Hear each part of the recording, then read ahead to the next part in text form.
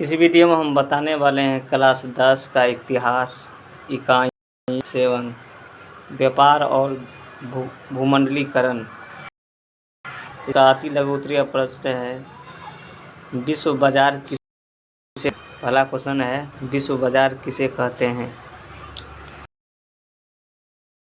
के बाजारों को हम विश्व बाजार कहेंगे जहां विश्व के सभी देशों की वस्तुएं आम लोगों को खरीदने के लिए उपलब्ध हो। की आर्थिक राजधानी मुंबई, ठीक है, वहाँ सब कुछ हर देश के वस्तु मिलते हैं। दूसरा क्वेश्चन है, औद्योगिक क्रांति क्या है। से मशीनों द्वारा बड़े बड़े कारखानों में व्यापक पैमाने पर वस्तुओं का उत्पादन को औद्योगिक क्रांति कहते हैं। इंग्लैंड था, ठीक है। क्वेश्चन नंबर 3 है, आर्थिक संकट से आप क्या समझते हैं। उत्तर है, अर्थतंत्र में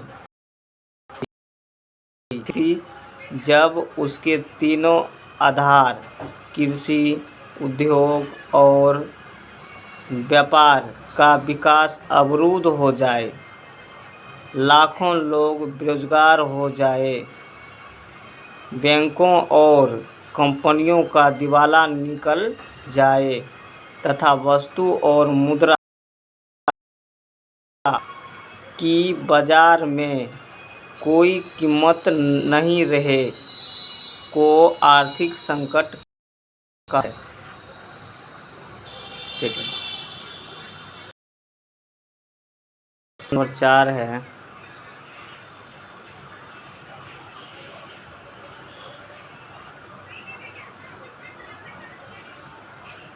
भूमंडलीकरण किसे कहते हैं। उत्तर है, का एक अंतर्राष्ट्रीय स्वरूप जिसने दुनिया के सभी भागों को आपस में जोड़ दिया है। संपूर्ण विश्व एक गठित हो गया है को भूमंडलीकरण कहते हैं। क्वेश्चन नंबर 5 है, ब्रेटन वुड्स सम्मेलन का मुख्य उद्देश्य क्या था। उत्तर है, ब्रेटन वुड्स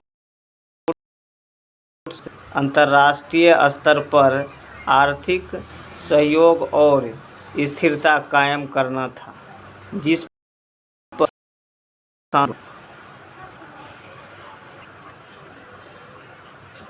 टिकी थी। इस मौद्रिक एवं वित्तीय सम्मेलन की अंतर्राष्ट्रीय IMF की स्थापना हुई। क्वेश्चन नंबर 6 है, बहुराष्ट्रीय कंपनी क्या है।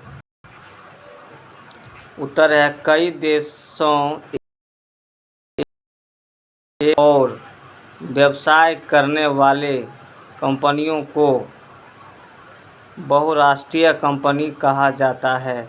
1920 के बाद से इस तरह की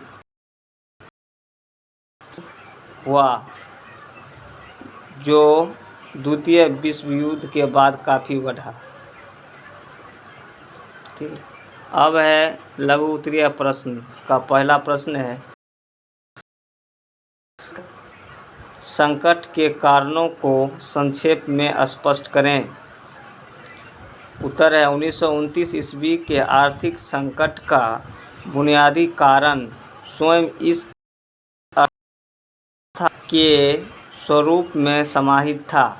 प्रथम विश्व युद्ध के 4 वर्षों में यूरोप को छोड़कर बाजार आधारित अर्थव्यवस्था का विस्तार, उसके मुनाफे बढ़ते चले गए। दूसरी ओर अधिकांश लोग गरीबी और अभाव में पिसते रहे। नवीन तकनीकी प्रगति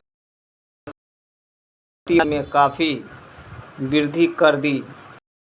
अतिरिक्त उत्पादन के खरीदार बाजार में नहीं थे कि समस्या बनी हुई थी।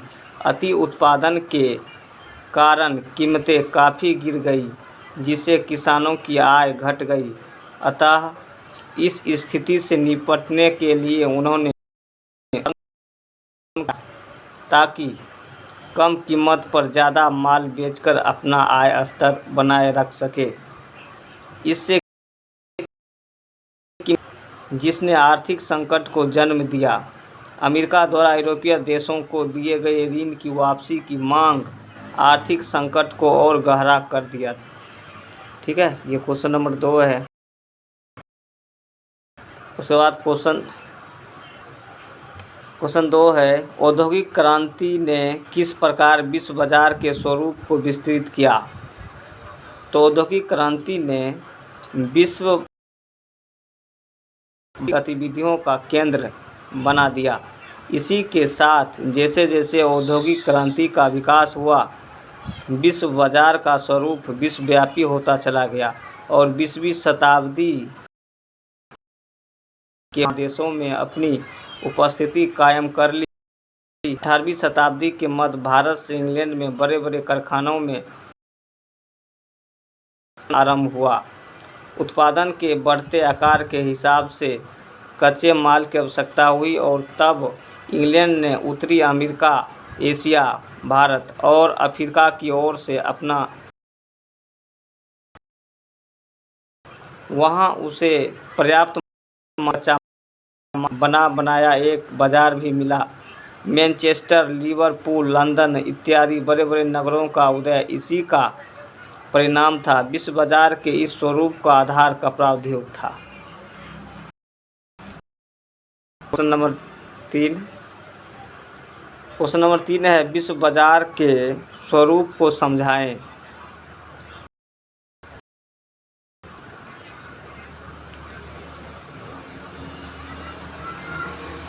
तो उत्तर है, औद्योगिक क्रांति फैलाव के साथ साथ बाजार का स्वरूप विश्वव्यापी होता गया। इसने पूंजी का प्रवाह इन 3 आर्थिक प्रवृत्तियों को जन्म दिया। व्यापार मुख्यतः कच्चे मालों को इंग्लैंड और अन्य पहुंचाने और वहां के कारखाने में निर्मित वस्तुओं को विश्व के कोने कोने तक पहुंचाने तक सीमित था।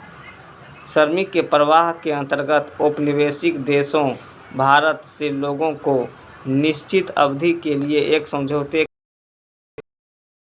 के अपने यहाँ ले जाते थे। इन मजदूरों की मजदूरी काफ़ी कम होती थी। पूंजी पलायन के अंतर्गत क्रांति से पर्याप्त भारी लाभ को अपने शासित क्षेत्र में अर्थव्यवस्था के विभिन्न क्षेत्रों जैसे रेल, खदान, चाय बागान, रबर, कपास आदि के उत्पादन में बड़ी मात्रा में पूंजी निवेश किया। इस प्रकार इन प्रक्रियाओं में एक विश्व व्यापार अर्थतंत्र को जन्म दिया। इसी अर्थतंत्र को हम विश्व बाजार की संज्ञा देते हैं।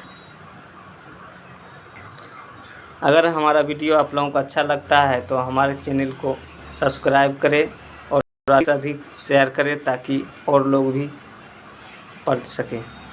Thank you for watching.